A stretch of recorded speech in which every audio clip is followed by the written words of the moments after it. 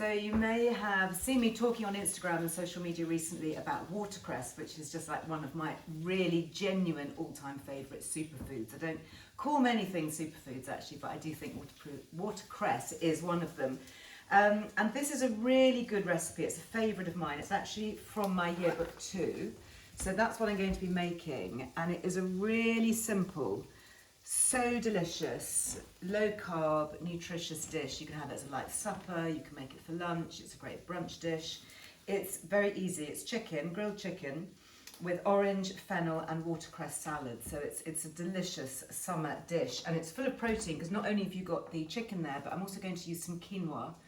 I always feel weird saying quinoa because it should be like quinoa, but I know it's quinoa anyway. So I'm going to be using some of that, which is the really high protein grain. So to start with, I have got here some chicken. So this is organic, 2 organic chicken breasts. And actually, you know, an organic chicken breast goes a long way, although the organic ones are a bit more expensive. When you chop them up like this, you know, 1 chicken breast will feed 2 people. So this is probably enough for 4. So I've just literally griddled that very quickly in a little bit of extra virgin olive oil, another favourite.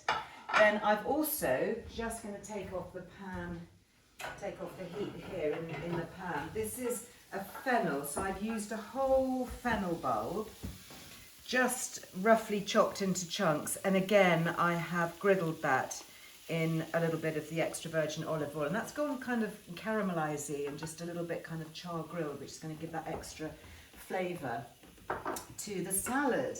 So it's just going to be a question of putting it all together really. So I'm now going to do a dressing, and that's the orangey bit. So if you get a bowl, and I have an orange, and we're going to use the zest. So whenever you're using the zest of any citrus fruit, it's really important that you scrub it really well, because citrus fruits can be sprayed with all sorts of things, post-harvest treatments, fungicides, all that.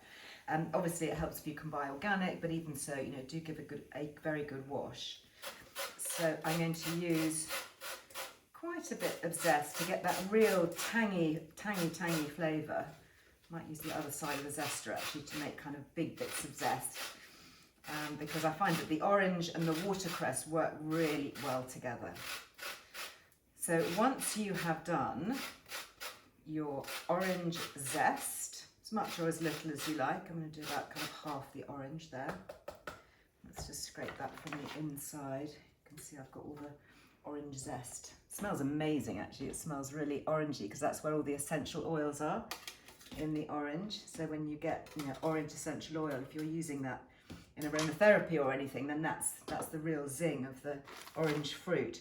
So then what you want to do is you want to get the orange segments as well. So I'm just going to roughly peel the orange. You don't have to be very precise, just get rid of the pith and the skin. So just go around the orange like this, because then you're going to take out all those delicious juicy segments, and this is going to make a really tasty tangy salad. And I find that actually the juiciness of the orange counteracts, you know, sometimes chicken breast can be a little bit dry, so if you've got a juicy dressing and other kind of juicy ingredients to go with them, it's like chicken and pomegranate, that kind of thing, I think always works really well.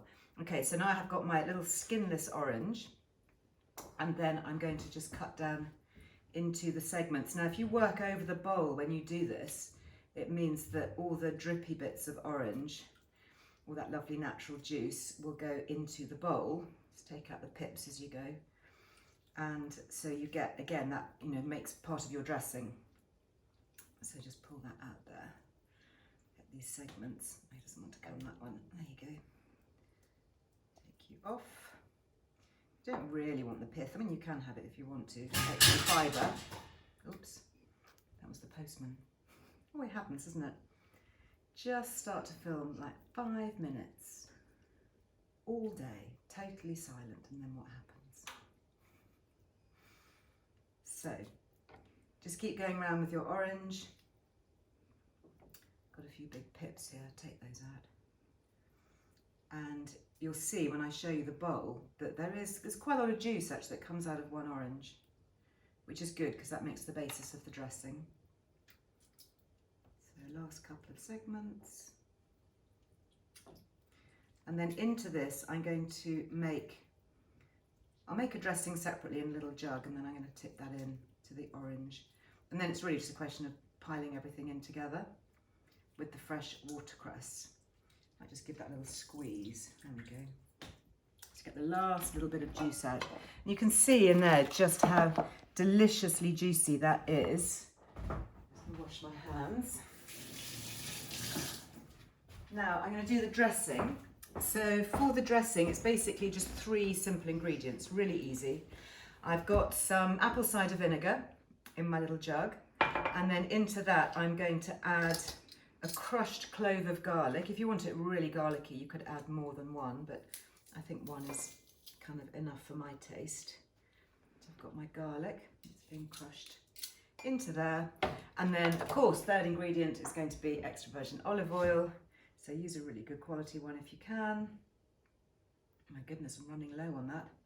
I'll get another bottle.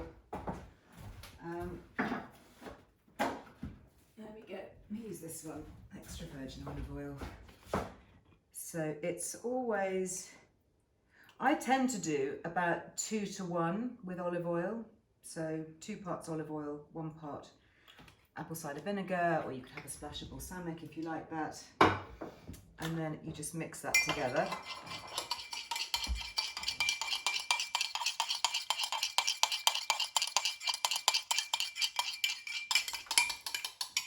Now we're going to put it all together. So I've got my watercress. Love watercress. It's got a little label actually saying you may find the odd flower. They are perfectly edible and delicately peppery. So there we go. And watercress, you know, particularly if it comes from a good source, tends to be grown either organically or from chalk-fed streams. So, you know, very often it's fine to use as it is. You don't have to rinse it. But I'll give it a quick rinse anyway, just to be extra sure. And dry it off in a towel. Now I've already cooked the quinoa. So I've got that. It's just super easy. Just follow the instructions on the pack, whichever kind you have. Just boil it up in a little bit of water. And if you can see here, this is my cooked quinoa, so that's just absorbed the water. So this is a really high protein grain. So again, if you're somebody who's following a high protein, you know, high fat, low carb way of eating, then this would be really good. So into my bowl here, I've got my orange zest, I've got my orange pieces, I've got my fresh orange juice. So I'm now going to add the dressing. That's going to go in there. Give that a bit of a stir. And then I can really just add in all my other bits. So first of all, let's pop in the chicken, because I think that's quite nice to go in first, so that can just get coated in the dressing. And that will counteract any of the dryness. If you wanted to, and you've got a bit more time, you could actually use this stage as a soaking stage. You know, if you wanted to marinate it, maybe for an hour or so in the fridge, you could. But otherwise, if you just want to pile it all together, that's fine too. So that is the chicken. Then I'm going to add the quinoa into that. Then give that a little mix up. Oh my goodness, this is such a good dish. You are really going to love it. My kids love it. It's, you know, it's a really impressive lunch dish. If you've got friends coming over in the summer, you could serve it with a glass of the blush rosé kombucha. Really good combo. And then I'm going to pop in the fennel. So that's my char grilled fennel. I love fennel and chicken too. And in fact, fennel and watercress, because the fennel is slightly sweet. So you've got the slightly sweet, almost of aniseedy flavours of fennel, offset by the tangy, slightly peppery flavours of the watercress. So I'm going to mix that all in like that. You can see it's all just beautifully coating everything. It's coating the fennel, it's coating the chicken, you've got the lovely big chunks of orange, the zest. You know, it really is a winner. So I'm just going to plate that up now. If you want to, you can just lightly stir in the watercress, but I kind of like adding it over the top because I just think it looks a little bit more chefy, and you know, tastes the same. So this is, as I say, this is probably going to serve 4. I mean, it depends how hungry everybody is. But if I do a couple of platefuls on here, ooh, yum! There's a nice little bit of dressing left over as well at the bottom. So then you take your watercress, and then that is going to be built all around it. I mean, if you want to, you could create like a little watercress nest going all the way around, or I'll do one of each, shall I? So I'll do my little watercress nest here, and then for the other one I can do just kind of adding it over the top. So there's one, do the other one. And the great thing about watercress, as you may have heard me talk about it before, is it's really good to eat it raw, because the beneficial enzymes and the really great compounds that are in watercress, they do get broken down by heat. So, you know, cooking with watercress is not so good. Always add it at the last minute if you can. You know, if you're making a watercress soup, boil up your soup, whether it's a creamy like potato-based soup or whether it's a broth type soup, but don't boil the watercress, just, you know, add that in at the last minute. And then the last thing that I'm going to pop into there is I have just kept back a couple of the little fronds from the fresh fennel, because that also tastes great and it looks really pretty on the plate. Now, if you want the full recipe, you just have to click on the little link below. It has come from Yearbook 1, so that's the Liz Earle Wellbeing Yearbook 1.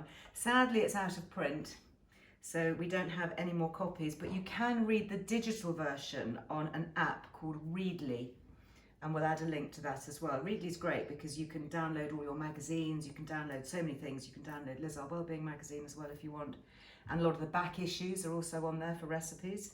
But we have recently put the Yearbook 1 on Readly because you can't get it in print anymore. We thought at least we'd have a digital edition that people could go to. So go to Readly and grab that app if you would like it, or click the link below. I hope you enjoy. Which version looks better? I think maybe that one does, where it's all sort of piled on together. So pretty, so tasty, really, really good. I hope you've enjoyed that. Don't forget to click the subscribe button as well. And if you're super keen, you can even press the little bell icon, because that's notifications. And when you turn that on, it means it gives you a little notification every time I post a new video. Enjoy. Please let me know what you think in the comments below.